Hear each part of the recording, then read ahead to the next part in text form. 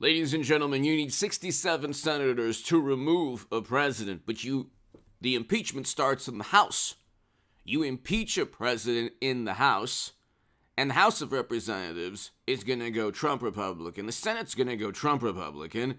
And if you look, ladies and gentlemen, they're going to impeach Biden. So removal and impeachment are different. When people say, well, that's never going to happen, I don't see it happening. Well, nobody is saying that he's going to be removed, just like President Trump wasn't removed. The impeachment, though, has always been correlated to criminal activity. So Nixon would have gotten impeached for covering up Watergate. Bill Clinton did get impeached for perjury. Okay. Trump got impeached for political reasons, not a crime. They could not prove either 2 years ago or in 2019 that he had committed a crime. Okay? If you want to just focus on political reasons, Biden gets impeached for numerous failures, okay? Economic and also foreign policy failures. But if you want to talk about actual felonies, you can go there also. CNN article, impeach Joe Biden. Republicans are already talking about it. September 29th. Another article, GOP's impeachment zeal. House Republicans have introduced more than a dozen impeachment resolutions. USA Today, Hunter investigation likely if GOP wins control. You have the following Republicans: Jim Jordan, House Judiciary Committee; James Comer, House Oversight Committee. You'll have Rand Paul, Ron Johnson. You will have Marjorie Taylor Greene. You'll have everyone who has ever read Hunter's emails and asked very basic questions. Why are businesses, corporations, billionaires, individuals linked to foreign intelligence services giving Hunter tens or hundreds of millions of dollars in business deals? So it's within the New York Post. It's within the Daily Mail. It's within the Federalist. These are publications that actually talk about the possible graft, very almost certain graft, which are felonies. The almost certain felonies committed by Hunter and Joe. You have to ask yourself why Hunter's under federal investigation. They haven't indicted him yet we have a money trail. We have emails, incriminating emails, basically saying, okay, yeah, how can you use your influence on the company's behalf? I have the ear of the president. I give 10% to the big man, which is Joe. You have all of these emails talking about the money that he's getting. And you have foreign individuals asking for influence on behalf of their corporations, literally within those emails. Still no indictment of Hunter. Well, that will change. That will change eventually. You're either going to get an impeachment of Joe linked to felony charges, linked to felonies, let's just say. The charges are a different story. Okay, hit subscribe to this channel, ladies and gentlemen. I will have a live stream tonight at around 8:30 p.m. Pacific time. But we're going to win the House and the Senate. Sane, rational people will win the House and the Senate. Okay? Not people who have completely wrecked the economy. The economy is in free fall. It is an absolute disaster. We have a shortage of diesel fuel in the greatest country in the world's number one economy. We have a shortage of diesel fuel, and we're talking about a nuclear confrontation in Europe. We've given them the keys to the car, and they've completely wrecked the car, Democrats. And now they're saying, oh, Trump is extreme and all these things. He's going to be on this platform. He's going to get back on Twitter. He's going to compel people to commit criminal acts. Where in the court of law has it been proven that Trump ever told anyone to commit any crime? But see, journalism is no longer alive. It's written as if Trump incites all of these criminal acts.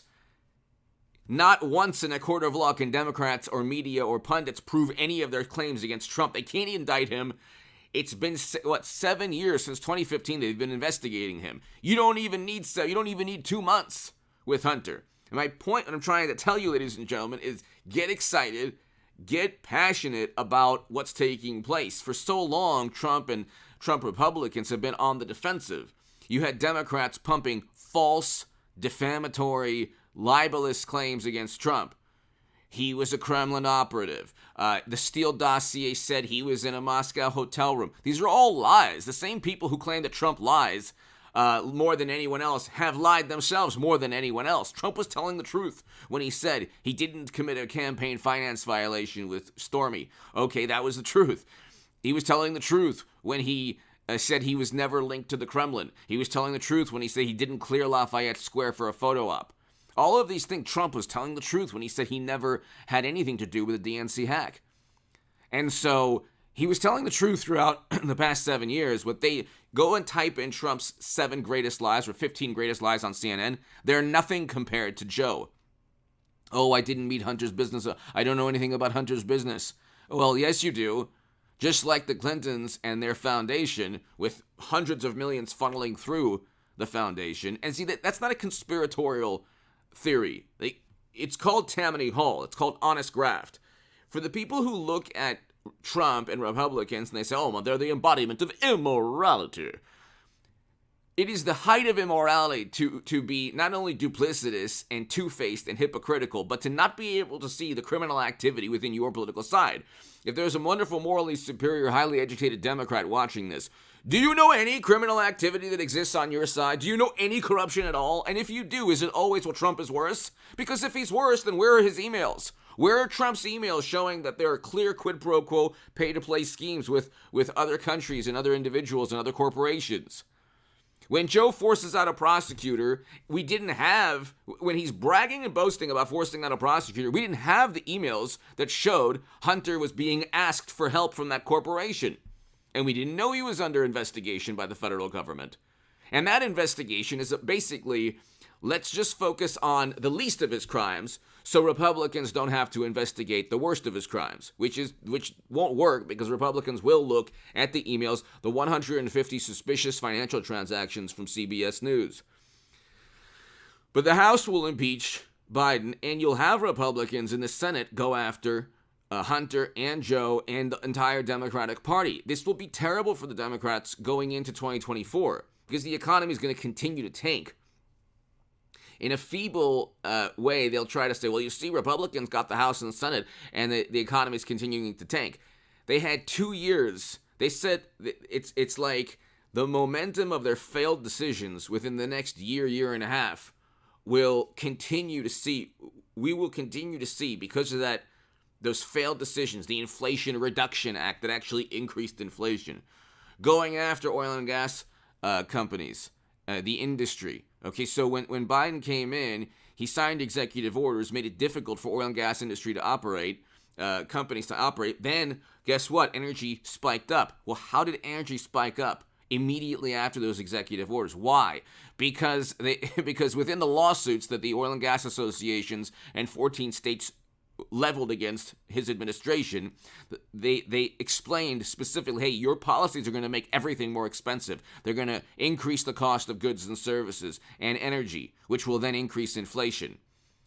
And then a combination of pumping trillions into the economy after forcing economic shutdowns, which is what Democrats did, in addition to going after the oil and gas associations or the oil and gas industry, that caused inflation. It's not difficult to understand, okay?